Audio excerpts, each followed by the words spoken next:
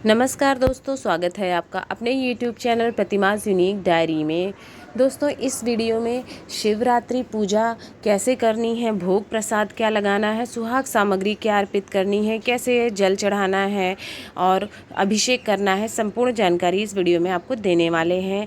आप सभी को महाशिवरात्रि की बहुत बहुत शुभकामनाएं। अगर वीडियो पसंद आएगा तो वीडियो को लाइक करिए, ज़्यादा से ज़्यादा शेयर करिएगा और चैनल को सब्सक्राइब करिएगा। साथ ही साथ कमेंट बॉक्स में हर हर महादेव भी ज़रूर लिखिएगा।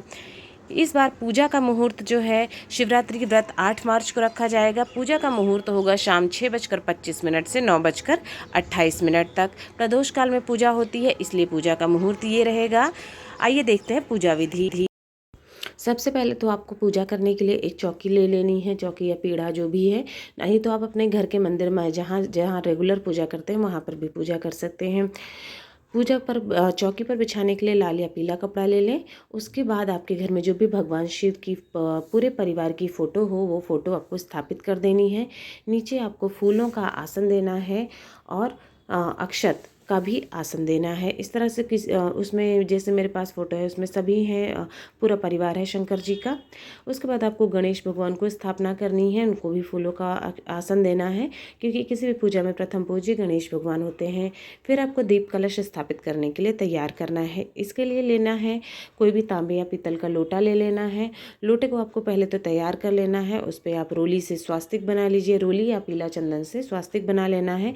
गले में मौली लपेट लेनी है और उसके बाद आपको थोड़ा सा अक्षत भी उस पर चिपका लेना है। और कलश में कुछ सामग्री आपको डाल लेनी है, जैसे सबको ही पता है, सुपारी हो गया, अक्षत डाल देना है, हल्दी डालना है और कमलगट्टा अगर हो तो कमलगट्टा डालने, सिक्का डालना है और फूल, ये चीज़ें डाल लेनी है। लौंग आपकी इच्छा हो अगर डालनी हो तो, नहीं तो ये 5 चीज़ें आपको डाल लेनी है। फिर आम का या अशोका का पल्लव पत्ते ले लेने हैं आपको, और उस पर भी आपको रोली से सभी पत्तों पर और पीले चंदन से सभी पत्रों पर बिंदी लगा लेनी है, यानी कि टीका कर देना है। इस प्रकार से आप देख रहे हैं जैसे मैंने किया हुआ है। रोली और चंदन दोनों चीज़ों से आपको करना है। हल्दी का प्रयोग वर्जित है, हल्दी प्रयोग नहीं करनी है आपको, इसका ध्यान रखना है। इस तरह से कलश स्थापना के लिए आप पत्तों को रख लेंगे। उसके ऊपर चावल का एक पात्र रखना है, बर्तन, जिस पर आप अनाज को ही रखेंगे। इस तरह से कलश के चाहे नीचे भी आपको चाहे तो अष्टदल कमल बना सकते हैं, नहीं तो चावल और फूलों का आसन देकर कलश को भी स्थापित कर देना है। फिर एक दीपक जलाना है। ये दीपक आपको रात्रि भर जलते रहना है। अखंड दीपक रात भर जलेगा आपका, क्योंकि इस पूजा में रात्रि जागरण करना आवश्यक होता है। जो लोग व्रत रखते हैं, रात्रि जागरण ना भी कर पाए तो कम से कम एक दीपक रात भर जलना चाहिए। इस तरह से इस दीपक को आपको रखना है जो पूरा जलेगा। फिर सभी को स्नान करवा देना है जल से और शुद्धि कर देनी है। अब अगर आपके पास शिवलिंग है तो आप शिवलिंग को घर पर ही पूजा उसकी विधि विधान से कर सकते हैं। नहीं तो आप मंदिर में पूजा करके आए हैं तो घर पे वो स्टेप करने की ज़रूरत नहीं रहती है। करना क्या है, सबसे पहले तो आपको कच्चे दूध जो होता है उससे अभिषेक करना है। नहीं है शिवलिंग तो आप इस प्रकार से प्रतीक के रूप में स्नान करवा देंगे। ठीक है, भगवान शिव को दूध डाला, फिर दही डालना है, शहद, घी और गंगा जल, इन सभी चीज़ों से स्नान करवाना है। अगर आप एक साथ तैयार कर सकते हैं तो एक साथ पंचामृत बना लीजिए, नहीं तो अलग अलग भी इस तरह से स्नान करवा लेना है। शिवलिंग है तो उसका, नहीं तो प्रतीक के रूप में इस तरह से स्नान करवाना है आपको। सभी चीज़ों का अगर मंदिर होके आ जाए तो बहुत ही अच्छा माना जाता है मंदिर के शिवलिंग का, क्योंकि मंदिर में जो शिवलिंग है उसकी प्राण प्रतिष्ठा हुई रहती है, तो उसका महत्व एक अलग ही रहता है।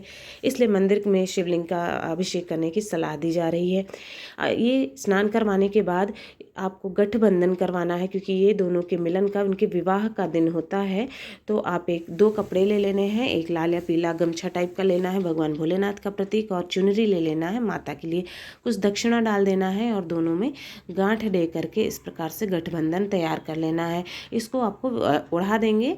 जो गमछा वाला हिस्सा है भगवान शिव की तरफ और चुनरी वाला हिस्सा माता पार्वती की तरफ रहेगा। इस प्रकार से देखिए गठबंधन, ये हो गया उनके विवाह का प्रतीक, कि आपने उनका विवाह इसमें प्रतीक के रूप में मिलन का है। इससे घर की सुख समृद्धि शांति रहती है। फिर भगवान भोलेनाथ को रुद्राक्ष अति प्रिय है, तो रुद्राक्ष की माला अगर आपके पास है तो माला भी भगवान भोलेनाथ को ज़रूर अर्पित कर देनी है। माला अर्पित करने के बाद चंदन आपको लगाना है। पीला चंदन हो तो पीला चंदन भगवान भोलेनाथ को अति प्रिय है, पीला चंदन लगा दीजिएगा वहाँ पर। कलश पर भी, दिए को भी, और साथ ही साथ भोलेनाथ, कार्तिकेय भगवान को सभी को पीला चंदन लगा देना है। सिंदूर आपको उसके बाद गौरी माता को और गणेश भगवान को, 2 ही लोग को चढ़ता हुआ। भगवान भोलेनाथ को गलती से भी सिंदूर मत लगाइएगा। सिंदूर केवल गणेश भगवान और गौरी माता के लिए है। फिर थोड़ा सा सिंदूर अपनी मांग में लगा लीजिएगा, सुहाग जिसे कहते हैं लेना। इस प्रकार से अब फूल आपको चढ़ाने हैं। शंकर भगवान के लिए सफ़ेद फूल अति प्रिय होता है, तो उनको सफ़ेद फूल चढ़ा देना है।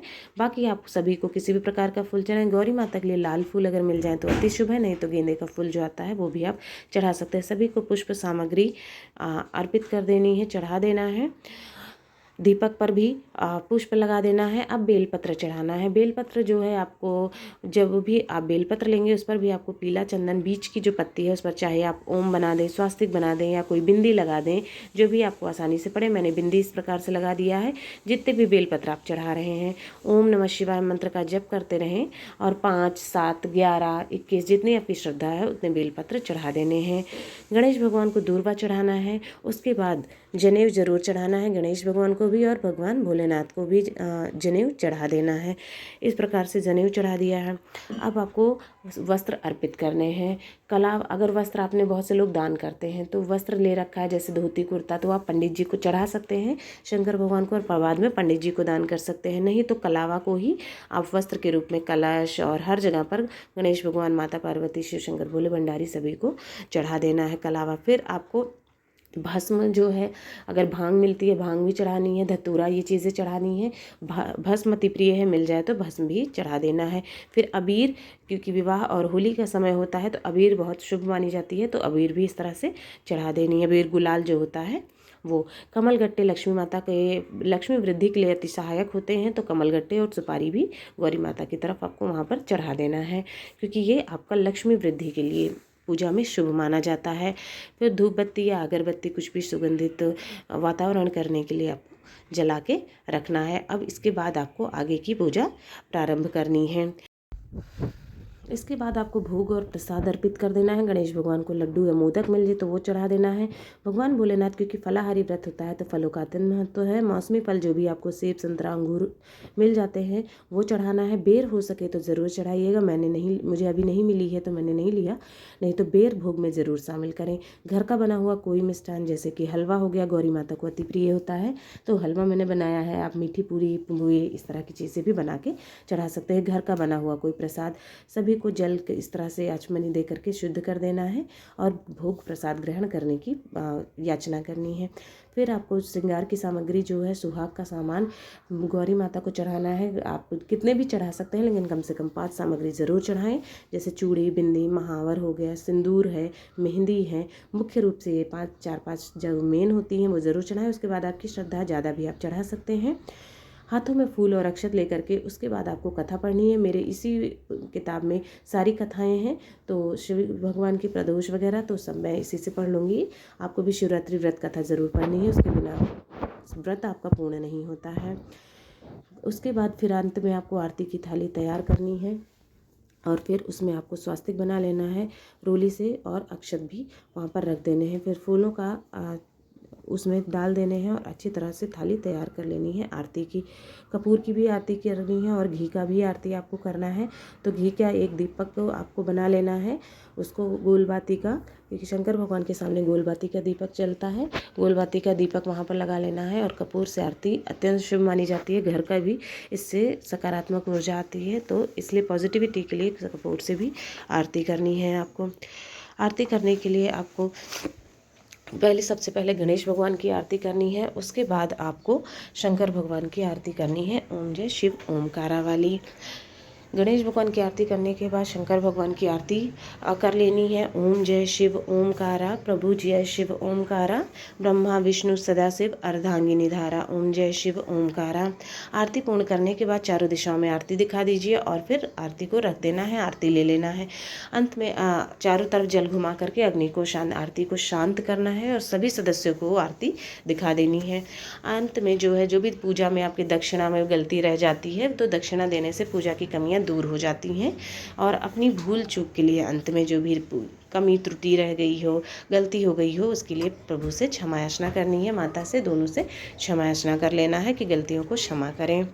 तो दोस्तों ये हो गया संपूर्ण पूजा विधि कि कैसे आपको घर पर आसानी से शिवरात्रि की पूजा करनी है। बाकी मंदिर जाकर हो सके तो जल चढ़ा के आ जाइएगा, बाकी की पूजा घर पर संपन्न कर सकते हैं। सुबह भी करनी है आपको पूजा, सुबह क्या संकल्प लेते हैं कैसा व्रत रखना है, बाकी मेन पूजा जो है वो शाम को करते हैं। आप सभी को शिवरात्रि की बहुत बहुत शुभकामनाएं। हर हर महादेव।